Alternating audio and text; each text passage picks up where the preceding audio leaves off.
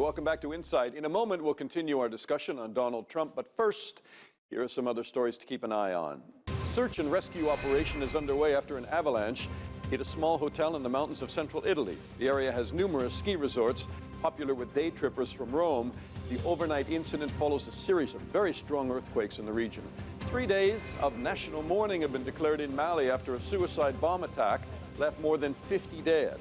Car explosion in Gao, Mali's largest city, is the deadliest in years. Al-Qaeda in the Islamic Maghreb has claimed responsibility.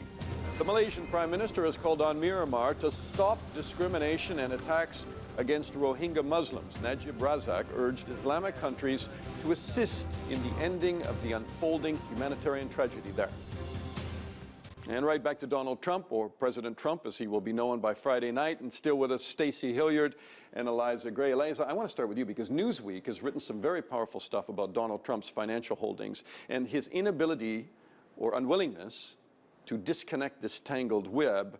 And one of your covers said that this amounts to a national security nightmare.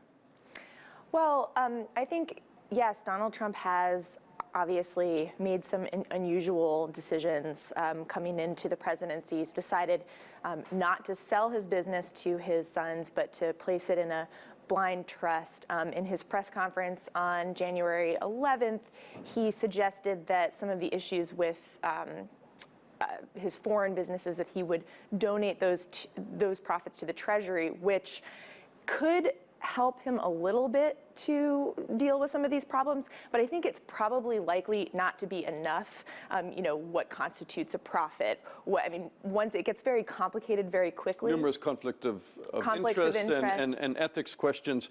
Stacey, I want to ask you about the Senate hearings as we try to roll through some of the stuff that's happened in the last week, but his defense secretary spoke out in favor of NATO, and then you have Trump in an interview on the weekend again calling it obsolete. How do you rectify that?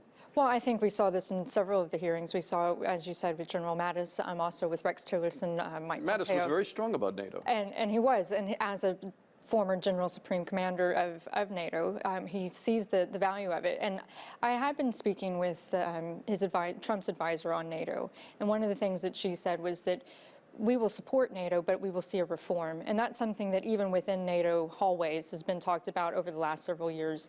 So I think we will still see a strong support of NATO, but we will look for having some reform is something that his administration will seek to do.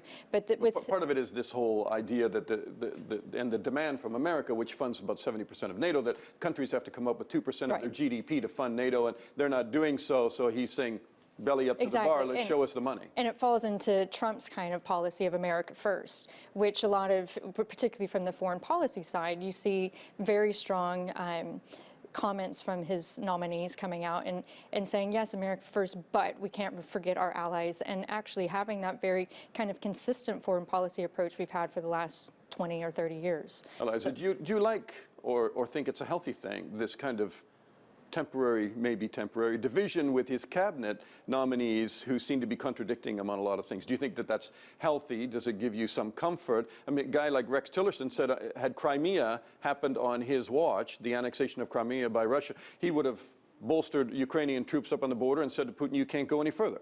Yeah, I will say that it does give me a little bit of hope that his cabinet nominees have consistently disagreed with a lot of Trump's most outlandish statements. I mean, even his EPA chief, Scott Pruitt, Donald Trump has called climate change a hoax, and in his hearings this week, he walked that back a little bit to a more sort of traditional Republican position about sort of man-made climate change. So you're seeing that in a lot of areas with his nominees. EU, I mean, he's talking about the breakup of the European Union. That can't get him off to a very good start with Europe.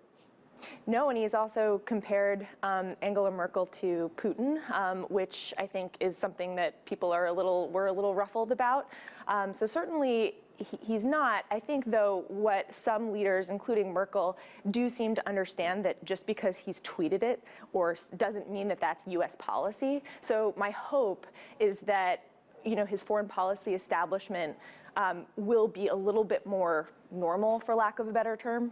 Maybe normal, but I mean, a lot of those senators were very tough in grilling him on his relationship with President Putin and the idea that he's going to remove sanctions. It's a major concern that the Republican Party itself doesn't look like it's going to go along with. Well, I think that you see through the hearings that the Republican Party is very much wanting to have a strong stance against Russia and make sure that Putin is held to account. And the president, as I mentioned before, the president does not have the encompassing power to be able to move, even though he does have quite a lot of powers on foreign policy. Foreign policy issues. On foreign he policy can call powers. a summit with Putin. They can go to Reykjavik. He can say, let's trade off some nuclear warheads against the removal of sanctions. It looks like Mr. Deal, Donald Trump, wants to do a deal.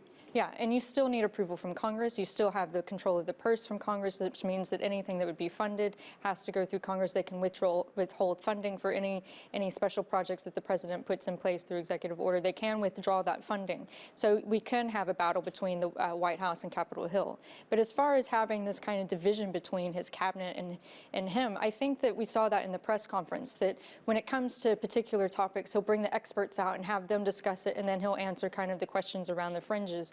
And I have a feeling that his management style is going to be much more of that ilk as president, that the policies will be brought to him, they'll discuss them around the table, and then something will come out of that. So, but who knows what all the policies are going to be? We didn't know throughout the election, we don't know now. And I think the first 100 days are going to be very interesting to see what happens. Right, but I mean, it looks like Donald Trump is not about to shift from the guy we saw on the campaign trail to the man who is about to enter the White House. Yeah, I mean, I think certainly not. I think he's, what's really interesting, the New Yorker did a piece months ago sort of explaining that actually 70% of what presidents say they'll do on the campaign trail, they usually get. And actually, Obama did. He promised health care. He passed health care. He promised Dodd-Frank. That's what he did. He did not close Guantanamo famously, but usually presidents get what they say they want.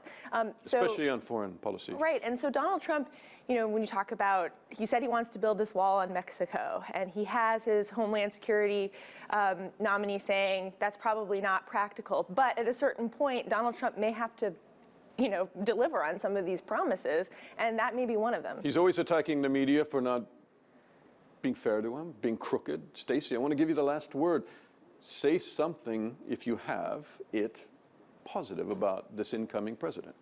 Well, on the media note, they're looking at moving the space so that more journalists can be involved in the press conferences. After they talked about maybe locking them out of the West Wing. Well, they're doing that because it's a bigger space. The West Wing press conference room only holds about 50 people. They're looking at moving it to the executive office building, which holds at least 2 or 3 times that amount.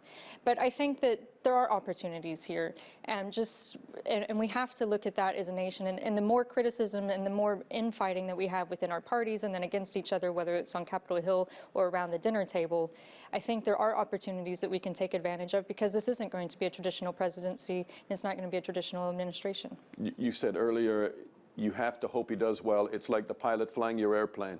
Right, and if we're all wishing for the pilot to crash, we're all going down with him. So we have to really pull together and actually get behind the country. Stacey Hilliard and Eliza Gray, thank you both. Thank you. We end with our Insight Bite, a little something that we feel that you should know. And this time, we thought we'd stick with inaugurations. When Donald Trump swears the oath to preserve, protect, and defend the Constitution of the United States, he'll be continuing a tradition that started with George Washington in 1789. The shortest address was made by Washington during his second inauguration, just 136 words. And the longest came from the 9th president, William Henry Harrison. He spoke for a record 2 hours during a snowstorm without wearing a hat or coat. Not a good idea. He caught a cold, which turned into pneumonia, and Harrison died 31 days later, racking up 2 more records. The shortest term in the White House and the first president to die in office. Some very famous lines have appeared in those inauguration speeches, from Roosevelt's, "The only thing we have to fear is fear itself," to Kennedy's, "Ask not what your country can do for you, ask what you can do for your country." As for Donald Trump, we'll find out soon enough. That's all for now. I'm Dana Lewis, and that was Insight.